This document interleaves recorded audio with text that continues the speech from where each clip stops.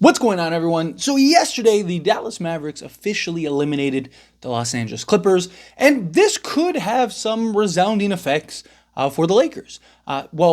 First off, from the Clippers side of things, there are a lot of talks and a lot of rumors going around that the Clippers do plan to try to extend Tyronn Lue even further. Right? They don't want to let him go. He's still under contract next year. They did guarantee his contract next season. So it's kind of one of those things where it's like, as far as Tyronn Lue goes, it's very unlikely that he will end up being a Laker. One, Steve Ballmer, he's got the deep pockets. It's one of the reasons he went to the Clippers. The Lakers really lowballed Tyronn Lue when they had the whole interview process, and Steve Ballmer, I believe, doubled or tripled what the Lakers were offering at the time, and it's why he ended up ultimately going to the Clippers. So, with the Lakers, end up having to pay Darvin Ham. I don't imagine whoever the coach is that the Lakers bring in, the genie's gonna be, oh hey, let's pay this coach, $20 million a year, something crazy like that, right? You gotta remember, the Lakers ownership is not very rich compared to many of these other owners, right? So Tyronn Lue, it's like, you're gonna get this new arena. Steve Ballmer's gonna take care of you, right? Kind of work out how the team structure is and all that stuff, right? You get that job security, you sign a long-term deal, right? There's things and incentives for Tyronn Lue to potentially stay with the Clippers. Now, unless he just really is like, no, I want to go to the Lakers, I want to be with LeBron, right? Like, get me out of here type thing. Maybe he feels he has a better chance at winning a championship with LeBron and AD over Kawhi, who's never healthy in the playoffs, and Paul George, who might not even be on the team next year. We'll see how that goes. Briefly, Paul George is expected, according to reports, again, the Clippers want to re-sign James Harden and Paul George, that they want to work on getting them new contracts. I mean, he just got eliminated in the first round. Right, to the Dallas Mavericks.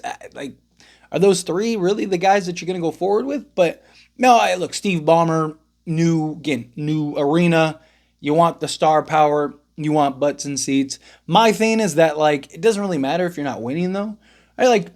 For a little while, that will have the impact. Like, the first year or so, I do think new arena, keeping Ty Lue, you got Kawhi, James Harden, Paul George another year. You kind of retool the roster around those guys. Right? You just, there's the excitement. But I think that you'd have that excitement regardless amongst Clipper fans, right? Like, let's say that they get rid of Paul George. Let's say they just had James Harden even. I think that there would still be that first year of just like, ooh, the glamour, the glitz. You got people that aren't even Clipper fans that are going to want to go and check it out and stuff, right? So I don't know really what they're thinking, what they're doing. But again, this all impacts the Lakers because the Lakers coaching search is to try to go get Tyronn Lue, right? Like, that's kind of the hope that, like, hey, maybe he gets fired. Maybe he kind of says, hey, I want to get out of here, get me out of here type thing, and mosey on to the Lakers. But I just think that I could see, because, from the beginning, it's silly for the Clippers to let Tyronn Lue go. He's one of the top coaches in the league, right?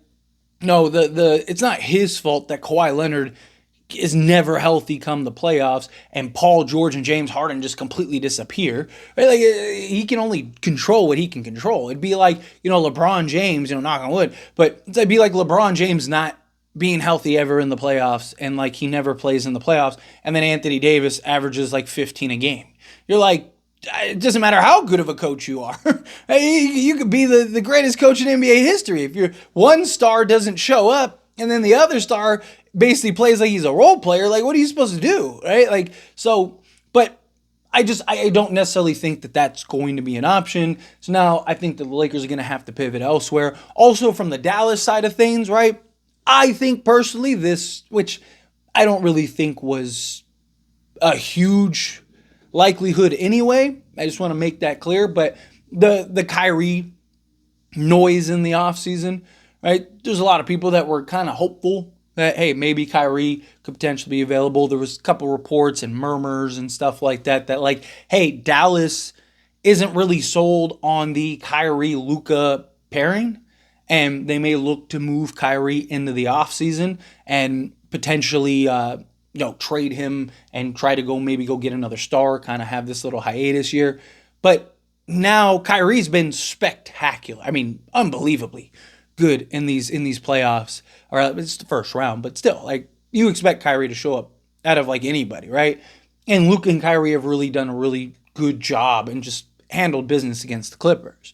So now they go and play the Thunder. I actually think Dallas is going to beat the Thunder. I actually thought whoever won this matchup, Dallas or the Clippers, I actually thought would beat the Thunder. But of course, Clippers say it every year, right?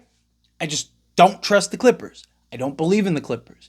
It's just they're that team that every year they're supposed to be great. Every year it's their year. And every year they fall flat, right? That's why I have to see it. You have to prove it to me. And so Dallas very likely goes to the conference finals, in my opinion. Even if they don't, I think they run it back with Kyrie and Luka and just kind of add another piece or two.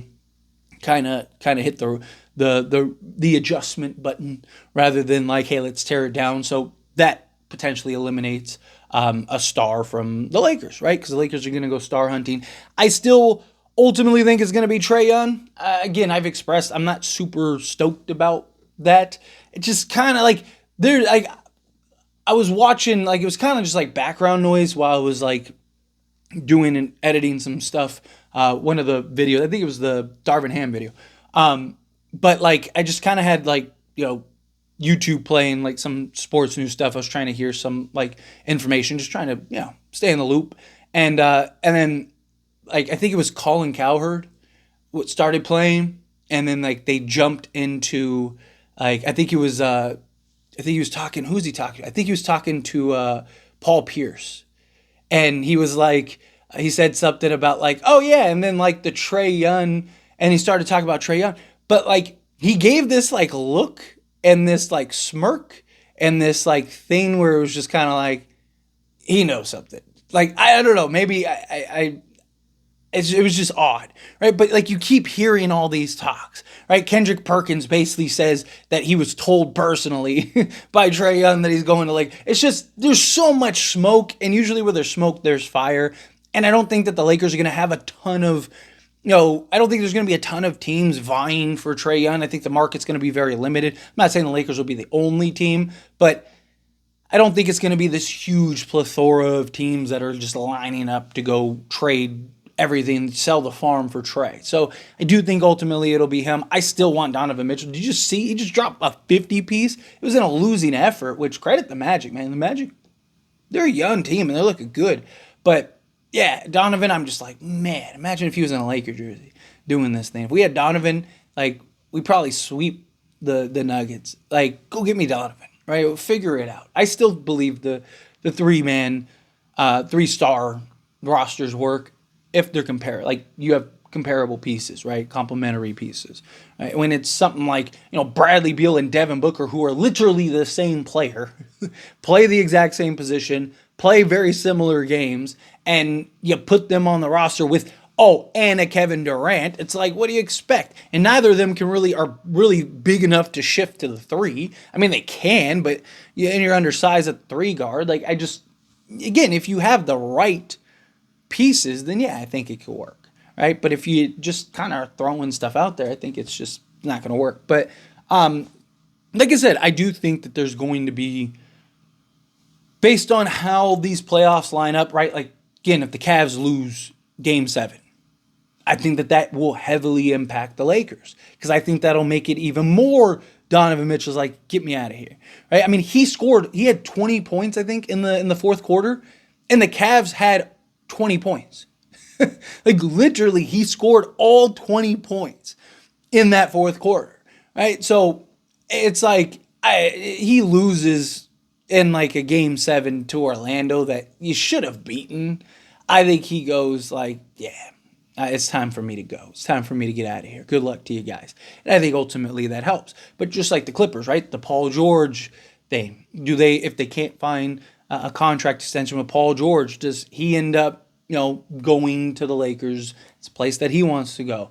Now, he's always wanted to be a Laker. He talked about it. On occasion, he thought he was going to the Lakers at one point, and then he got all in his feelings because they didn't trade for him, right? Because it made no sense for them to trade for him when they could have just assigned him in free agency. The whole idea was like, okay, we sign you in free agency. Now we have all these tradable assets that we can use to upgrade the roster and you go win a championship. But Paul George is like, all crying in his feelings and ends up staking around and was OKC and then doesn't do anything. And then he goes to the Clippers, doesn't do anything, right? It's like, what do you expect, right? Like, you made a mistake. Your history would have been very different. Same thing with Kawhi, right? Kawhi would probably have 2 more chips, right? We still win in 2020, and we probably win in 2021. Even with Anthony Davis getting hurt, you would have had LeBron James and Kawhi Leonard to kind of at least get you out of that series.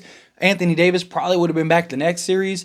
And, history changes. History is completely different, right? So just crazy how things shape up. But again, I do think that these playoffs are going to impact, and even from just like a role player perspective, right? Like, again, if Orlando loses, right, they're interested in D'Lo. Maybe get some of those young guys away from them and get them on your team. Like, there's options out there, and I do think that this is going to kind of shape up for the Lakers. But also, I'm just happy that the Clippers got eliminated, right? Like, if we're being honest, like, good once again. But anyway, as always, this is a discussion. Pass a question on you. Let me know your thoughts and opinions down in the comments below. What do you think? How do you feel? What are your thoughts? Do you feel a certain way about the Clippers losing again? Would you want a Paul George? Do you think Tyronn Lue comes? How do you feel? Whatever your thoughts are, love to hear it. So let me know down in the comments below. That being said, if you haven't liked this video, hit that like button. Helps me a lot as we enjoy these types of videos, and I truly appreciate it. Not subscribe to the channel, hit that subscribe button. Turn on the bell notifications. Appreciate y'all. See you in the next one. Thank you.